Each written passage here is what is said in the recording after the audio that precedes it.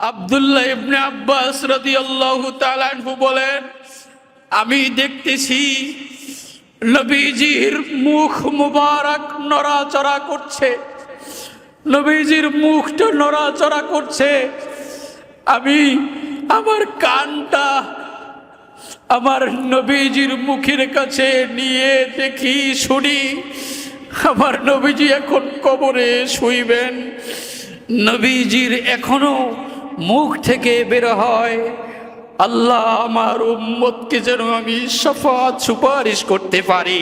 জোরে বলেন না সুবহানাল্লাহ। প্রিয় উপস্থিতি, এই যে একটি জাতির কঠিন ক্লান্তি লগ্নে, কঠিন দুর্বিষহ সময়ে একজন সাদা পোশাক পরিহিত মানুষ এসে তাদেরকে একটি সুখের জায়গার সন্ধান দিলেন। আজ থেকে প্রায় 1450 বছর আগে, যখন জাহিলিয়াতের যুগ চলছিল, যখন এজ অফ ইগনোরেন্স, অন্ধকারের যুগ চলছিল, যখন মানবতা ত্রাহি ত্রাহি রবে কাঁদতেছিল, মানবতা বাঁচাও বাঁচাও বলে কাঁদতেছিল, কে মানবতাকে উদ্ধার করবে, কে মানবতার কাণ্ডারি হবে, কে মানুষের অধিকারগুলো বুঝিয়ে দিবে, কে মাজলুমের পক্ষ নিবে, কে জালেমদেরকে ধূলিসাৎ করবে। যখন এমন একটি পরিস্থিতি চলতেছিল, যখন ছিল অত্যাচার, জুলুম, মারামারি, হানাহানি, রাহাজানি, কাটাকাটি, মাইট ইজ রাইট, জোর জার, মুল্লুকদার, সন্তান মায়ের সাথে জেনা করত, জেনা বেবিচারের প্রবৃদ্ধি, জেনা বেবিচারের আপনার প্রচার প্রসার এত বেশি হয়েছিল, মানুষের কোনো অধিকার বলতে কিছুই ছিল না, শুধু নারীদেরকে ভোগ্য পণ্য মনে করা হতো। এমন একটি কঠিন মুহূর্তের সময় যিনি মানবতার কাণ্ডারি হয়ে এই পৃথিবীতে আগমন করেছিলেন, যিনি মানবতাকে উদ্ধার করেছিলেন, যিনি মাজলুমের হাত ধরে তাকে দাঁড় করিয়েছিলেন, তিনি আর কেউ নয়, আপনার আমার নবী মুহাম্মদুর রাসূলুল্লাহ সাল্লাল্লাহু আলাইহি ওয়াসাল্লাম। মারহাবা, আর জোরে বলেন মারহাবা। কবি নজরুল সুন্দর করে আমাদেরকে গায়া গায়া জানায় দিয়ে গেছেন, তোরা দেখে যা আমিনা মায়ের কোলে, তোরা দেখে যা আমিনা মায়ের কোলে, মধু পূর্ণিমারি শ্বেতা চাঁদ দোলে, যেন উষার কোলে রাঙা রবি দোলে, তোরা দেখে যা আমিনা মায়ের কোলে। মানুষে মানুষের অধিকার দিল যেই জন, এক আল্লাহ ছাড়া প্রভু নাই কহিল যেই জন, মানুষের লাগি চিরদিনহীন বেশ ধরিল যেই জন, এলো ধরার এলো ধরায়, ধরার মাঝে সেই সে নবী, নিখিল মানবের দেনের ছবি, আজ নিখিল আজ মাতিল বিশ্ব, নিখিল মুক্তি কলরলে, তোরা দেখে যা আমিনা মায়ের কোলে।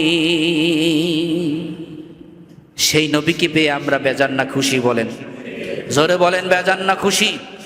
সেই নবী আমাদের মানবতা শিখিয়েছেন, মানবতার উদ্ধার করেছিলেন। হারিসুন আলাইকুম, যিনি তোমাদের মঙ্গলকামী। সহিহ বাজ্জারের ভিতরে আসছে, এক ব্যক্তি রাসূলুল্লাহ সাল্লাল্লাহু আলাইহি সাল্লামের কাছে আসলেন, বলেন আমাকে কিছু দেন।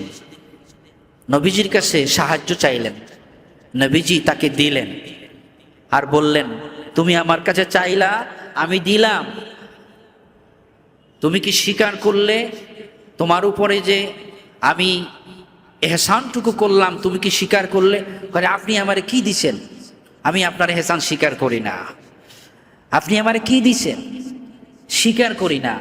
তখন ফাগদিবা বাদুল মুসলিমিন, উপস্থিত সাহাবায়ে কেরামদের মধ্যে থেকে কয়েকজন খুব রাগ করলেন এবং তার উপরে সরাও হওয়ার সিদ্ধান্ত নিলেন। তখন নবীজি হাত দিয়ে ইশারা করলেন, থামো থামো, তাকে কিছু বলো না। নবী সাল্লাল্লাহু আলাইহি সাল্লাম তার হুজরায় চলে গেলেন। এরপরে বললেন ওই আগন্তুক ব্যক্তিকে একটু আমার কাছে ডেকে নিয়ে আসো। তখন তার কামরায় তাকে ডাকলেন।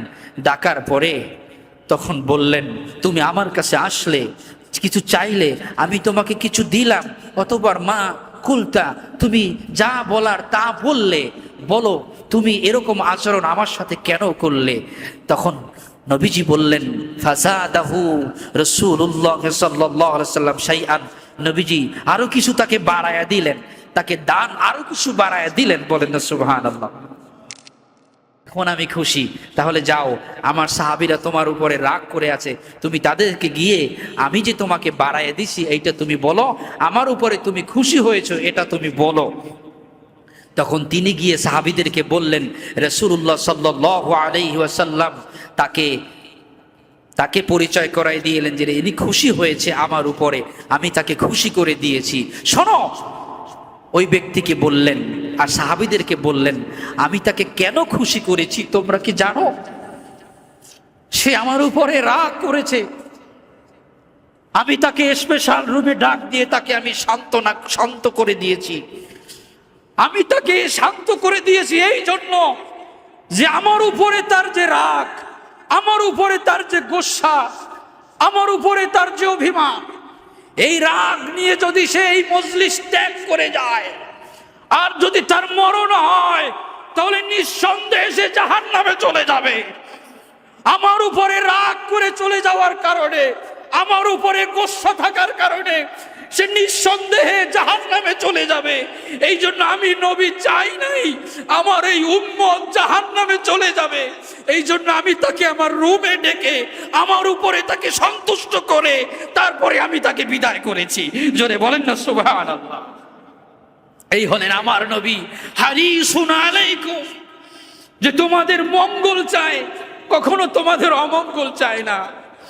এই পৃথিবীতে মানুষ কত কিছুর মঙ্গল চায়, কিন্তু আমার আপনার নবী মুহাম্মদুর রাসূলুল্লাহ সাল্লাল্লাহু আলাইহি সাল্লাম উম্মতের মঙ্গল চান। পৃথিবীতে জন্মগ্রহণ করেই তিনি উম্মতের জন্য কেঁদেছেন, মেরাজের রাত্রে উম্মতের জন্য কেঁদেছেন, প্রতিটি রাত্রে আরামের বিছানা ত্যাগ করে উম্মতের জন্য কেঁদেছেন। যখন মৃত্যুর বিছানায় শুয়ে গেছেন, তাকে কবরে রাখা হবে, আব্দুল্লাহ ইবনে আব্বাস রাদিয়াল্লাহু তাআলা আনহু বলেন, আমি দেখতেছি নবীজির মুখ মুবারক নড়াচড়া করছে, নবীজির মুখটা নড়াচড়া করছে। আমি আমার কানটা আমার নবীজির মুখের কাছে নিয়ে দেখি, শুনি আমার নবীজি এখন কবরে শুইবেন। নবীজির এখনো মুখ থেকে বের হয়, আল্লাহ আমার উম্মতকে যেন আমি শাফাত সুপারিশ করতে পারি। জোরে বলেন না সুবহানাল্লাহ, জোরে বলেন না সুবহানাল্লাহ। সেই উম্মত আল্লাহ পাক আপনাকে আমাকে করেছেন, সেই নবীর উম্মত হয়ে সেই নবীর আলোচনা আমরা করব। এই পবিত্র রবিউল আউয়াল মাস, নবীজির মিলাদুন নবীর মাস। ঈদে মিলাদুন নবী উদযাপন হবে আমাদের মসজিদে, বিভিন্ন মসজিদে উদযাপন হবে। সরকারিভাবে উদযাপন করার জন্য আপনার আদেশনামা জারি করা হয়েছে। বিভিন্ন অফিস আদালতের প্রতিষ্ঠানে নবী সাল্লাল্লাহু আলাইহি সাল্লামের মিলাদ মাহফিল করার জন্য আদেশ করা হয়েছে। তো আমরা ইনশাআল্লাহ এই বিষয়টা আমরা খেয়াল করব। আগামী 28 সেপ্টেম্বর 12ই রবিউল আউয়াল ঈদে মিলাদুন নবী সাল্লাল্লাহু আলাইহি সাল্লাম, আমরা সেই দিন নবীজির আলোচনা করব। নবীজির আগমনে আমরা খুশি, এটা আমরা প্রকাশ করব। নবীজির আগমনে খুশি হওয়া এটা ঈমানের পরিচয় বহন করে। সূরা ইউনূসের ভিতরে আল্লাহ রাব্বুল আলামিন বলেন, কুল বিফাদলিল্লাহি ওয়া বিরহমাতিহি ফাবিযালিকা ফালইফরাহু হুয়া খায়রুম মিম্মা ইয়াজমাউন। হে নবী, আপনি বলে দিন, তারা যখন আল্লাহর অনুগ্রহ পাবে, রহমত পাবে, তারা যেন খুশি হয়। এই খুশির নাম হলো ঈদ। খুশির নাম কি বলেন? ঈদ। এই খুশির নাম হলো ঈদ। ঈদ পারিভাষিকভাবে ঈদ হলো দুইটা, আমাদের শরীয়তের পারিভাষিকভাবে ঈদ হলো দুইটা, ঈদুল ফিতর, ঈদুল আজহা। কিন্তু এছাড়াও রাসূলুল্লাহ সাল্লাল্লাহু আলাইহি ওয়াসাল্লাম জুমার দিনকে ঈদ বলেছেন, এটা হাদিস প্রমাণ, সহিহ হাদিসে জুমার দিনকে ঈদ বলেছেন। কোনো খুশির আলোচনা, কোনো খুশির সংবাদ, আপনার বন্ধু আপনার কাছে আসছে, এটাও একটা ঈদের দিন, আপনার জন্য আনন্দের বিষয়, এটাও ঈদের দিন, এটাও খুশি, খুশি অর্থে ঈদ। তো এই অর্থে রাসূলুল্লাহ সাল্লাল্লাহু আলাইহি সাল্লাম তিনি হলেন আল্লাহর রহমত। এটা পবিত্র কোরআনের অন্য আয়াতে আল্লাহ পাক বলেছেন সূরা আম্বিয়ার ভিতরে, ওমা আরসালনাকা ইল্লা রাহমাতাল লিল আলামিন, হে রাসূল আমি আপনাকে গোটা কায়নাতের জন্য রহমত হিসেবে প্রেরণ করলাম। তিরমিজি শরীফের ভিতরে নবীকে রহমতের নবী বলা হয়েছে। এক অন্ধ রাসূলুল্লাহ সাল্লাল্লাহু আলাইহি সাল্লামের কাছে আগমন করে বলেন, ইয়া রাসূলুল্লাহ, ইয়া হাবিবাল্লাহ, আমার জন্য দোয়া করুন, আমি যেন আমার অন্ধত্ব দূর করতে পারি। আল্লাহর হাবিব বললেন, তোমাকে আল্লাহ যা দিয়েছেন, অন্ধ করেছেন, তুমি যদি এতে সন্তুষ্ট থাকো, সবুর করো, এটা তোমার জন্য মঙ্গল হবে। আর যদি তুমি দোয়া করতে বলো, তুমি দোয়া করতে পারো, তুমি এভাবে দোয়া করো, আল্লাহুম্মা ইন্নী আসআলুকা ওয়া আতাওয়াজ্জাহু ইলাইকা বিনাবিয়িকা মুহাম্মাদিন নাবিয়্যির রাহমা, নাবিয়িকা মুহাম্মাদিন নাবিয়্যির রাহমা। হে আল্লাহ, আমি আপনার কাছে সুয়াল করছি, চাচ্ছি এবং আপনার কাছে মনোনিবেশ করছি, এবং আপনার নবী মুহাম্মদ নবীর রহমত, দয়ার নবী, আপনার নবী মুহাম্মদ দয়ার নবী, দ্য প্রফেট অফ মার্সি, দয়ার নবী, মায়ার নবী, তার উসিলায় আপনি আমার হাজত পূরণ করুন, আপনি আমার এই অন্ধত্ব দূর করুন, আপনি আমার এই ফরিয়াদ কবুল করুন। বলেন না সুবহানাল্লাহ। আমার নবী হলেন নবিয়ুর রহমা। তাই পেয়ারে হাজিরিন, সেই নবীর আলোচনায় আমরা বেজার হব না খুশি হব? সব সময় নবীর আলোচনা হবে। বিশেষ করে রবিউল আউয়াল মাসে হয়, এটা নবীর জন্মের মাস, নবীর মৃত্যুর মাস, এজন্য এটাই বেশি বেশি আলোচনা হয়। এখানে কোনো ফতুয়াবাজি আমাদের করা ঠিক হবে না। নবীর আলোচনা তো হয়, নবীর আলোচনা তো হয়, সুতরাং এখানে আমরা ফতুয়াবাজি না করি। এখানে বেদাত বেদাত বলে আমরা না চিল্লাই। কেউ কেউ তো আছেন এই মিলাদুন নবী শব্দটাকেই ঘৃণা করেন, এটা শুনলে মনে করে হুজুর বেদাতি হয়ে গেছে। অথচ তিরমিজি শরীফের 200-400 পৃষ্ঠার ভিতরে একটি বাব এসেছে, বাবু জাফি মিলাদুন নবী। আমি যদি ভুল বলি এই মঞ্চে আমি আর কথা বলবো না, আমি যদি ভুল বলি এই মঞ্চে এই মেম্বারে আমি আর কথা বলবো না।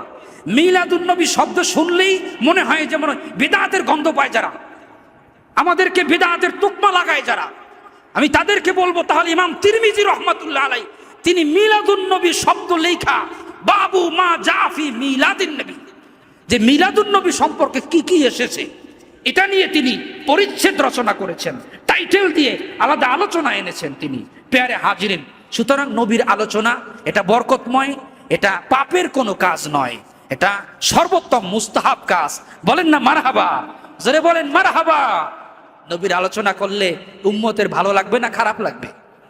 ভালো লাগবে। তাহলে যত আলোচনা হবে তত মোহাব্বত বাড়বে, ভালোবাসা বাড়বে। আলোচনা বেশি বেশি করা দরকার, কারণ নাস্তিকরা উঠে পড়ে লেগেছে মুহাম্মদ সাল্লাল্লাহু আলাইহি ওয়াসাল্লামের উম্মতদেরকে ঈমান হারা করার জন্য, উম্মতের ভিতরকে ডিভাইডেড করার জন্য নাস্তিকরা উঠে পড়ে লেগেছে। তাদেরকে নাস্তিকরা টাকা পয়সা দিয়ে মদদ দিতেছে যাতে মুসলমানদের অন্তর থেকে নবী প্রেম উঠে যায়, আহলে বাইতের প্রেম উঠে যায়। এই জন্য ফেসবুক বলেন, ইউটিউব বলেন, এরা আজকে ঢালাও ভাবে নবীর বিরুদ্ধে কথা বলতেছে। কথা বলেন ঠিক কিনা? এই জন্য নবীর আলোচনা বেশি বেশি হওয়া দরকার। প্রত্যেকটা মসজিদে, প্রত্যেকটা বাড়িতে, প্রত্যেকটা প্রতিষ্ঠানে নবীর আলোচনা বেশি বেশি হওয়া দরকার। নবীর গুণগান বেশি বেশি করা দরকার, যাতে উম্মত নবীকে ভালোবাসতে পারে।